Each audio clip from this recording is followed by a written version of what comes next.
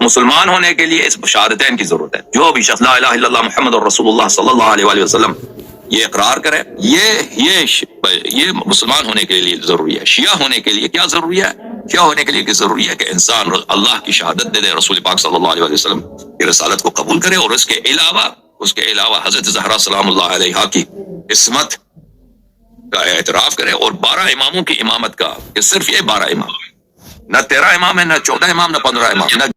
مجھے کچھ دانشور جو ہیں وہ کومنٹس کے اندر آ کر کہتے ہیں کہ آپ حسن اللیاری کے ساتھ لائیو کیوں نہیں جاتے، جبکہ اس نے ایک لائیو سیشن رکھا ہوا ہے جس میں علماء جاتے ہیں، اس کے ساتھ بات کرتے ہیں، اور یہ بہترین ہے مناظرہ کرنے کا جو اس کا انداز ہے اور جو سسٹم ہے سارا. آپ میری بات غور سے سنیں اور آپ میری بات کے ساتھ ایگری بھی کریں گے. مناظرات تو اس نے لائیو رکھے ہوئے ہیں، وہ لوگوں کے ساتھ، علماء کے ساتھ، اپنے بھی شیعہ علماء کے ساتھ، یا جس کا بھی دل کرتا ہے وہ اس کو کال کرتا ہے اور وہ بات کرتا ہے. لیکن آپ نے ایک بات نوٹ نہیں کی، جب بھی کوئی علم والا بندہ اس کے ساتھ جا کر بات کرتا ہے تو وہ کیا کرتا ہے؟ سب سے پہلے تو وہ اس پر ایک مرتبہ ہنستا ہے. اس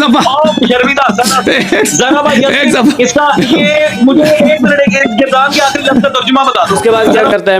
اس کے بعد جب دلائل شروع ہوتے ہیں تو ایک دو باتیں اس کی سنی اور 3-4 اپنے دلائل دیے، پھر جب معلوم ہوا کہ اب یعنی کہ مسئلہ بگڑ رہا ہے تو پھر 2-3 باتیں کرتا ہے. پہلے تو یہ کہے گا کہ آپ کی آواز کٹ رہی ہے، آپ کے پاس سگنل پورے نہیں ہیں، مجھے آپ کی آواز نہیں آ رہی. ٹھنڈی کر کے پیئے، کوئی کوک پی لیجئے، ذرا سکون کیجئے. میں نے سکون سے گفتگو سنی ہے، میں نے آپ کی گفتگو سکون سے سنی ہے، آپ کو میری باتیں نہیں سنائی دیں گی. پر کہے گا کہ آپ کے پاس کوئی دلائل نہیں ہے، آپ کے پاس کوئی علم نہیں ہے، لہذا آپ کی میں کال کٹ کر رہا ہوں. تو دیکھیں مناظرے کا اصول یہ نہیں ہے. مناظرے کا اصول یہ ہے کہ آپ جس کے ساتھ بات کر رہے ہیں، پہلے تو آپ نے یہ طے کرنا ہے کہ ہم نے کتنے منٹ اور کتنے سیکنڈ یا کتنے لمحات بات کرنی ہے. مثال کے طور پر 30 منٹ ہم نے آپس میں بات کرنی ہے. اب مناظرے کے اندر ہوتا یہ ہے کہ اب 30 منٹس کو کئی حصوں میں تقسیم کر دیا جاتا ہے. مثال کے طور پر 10 منٹ ایک بندہ بات کرے گا، پھر 10 منٹ دوسرا بات کرے گا. اب جو 10 منٹ بچ جائیں گے اس میں پھر 5-5 منٹ تقسیم ہو جاتے ہیں. اب یہ یعنی کہ ہر بندہ بات کرے گا لیکن درمیان میں کوئی بولے گا نہیں.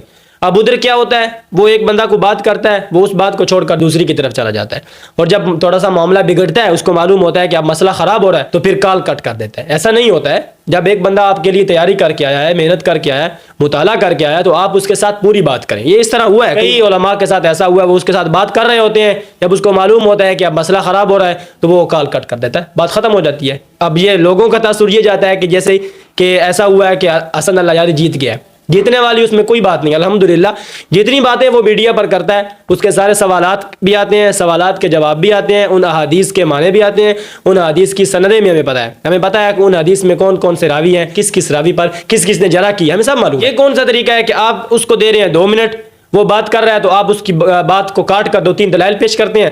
جب آپ اپنے 2-3 دلائل پیش کرتے ہیں اس کے بعد آپ کال کٹ کر دیتے ہیں، لہذا آپ مناظرہ جیت گئے. ایسا نہیں ہوا کرتا ہے. یہ اس طرح مناظرے کا اصول نہیں ہوتا ہے. لہٰذا میں اس کے ساتھ بات کرنے کے لیے بالکل تیار ہوں. مجھے کون سے جھجک ہے، مجھے اس کے ساتھ بات کرنے کا کون سا ڈر ہے؟ باطل کے پاس تو کوئی دلیل نہیں ہوتی ہے نا. باطل اللہ تعالیٰ فرماتے ہیں کہ ان کے پاس قرآن و حدیث سے کوئی دلیل نہیں ہے، اللہ کے قرآن سے ان کے پاس کوئی دلیل نہیں ہے. جس مسئلے پر بھی ہم اس کی بات کرنا چاہیں کر سکتے ہیں، لیکن کچھ اصول طے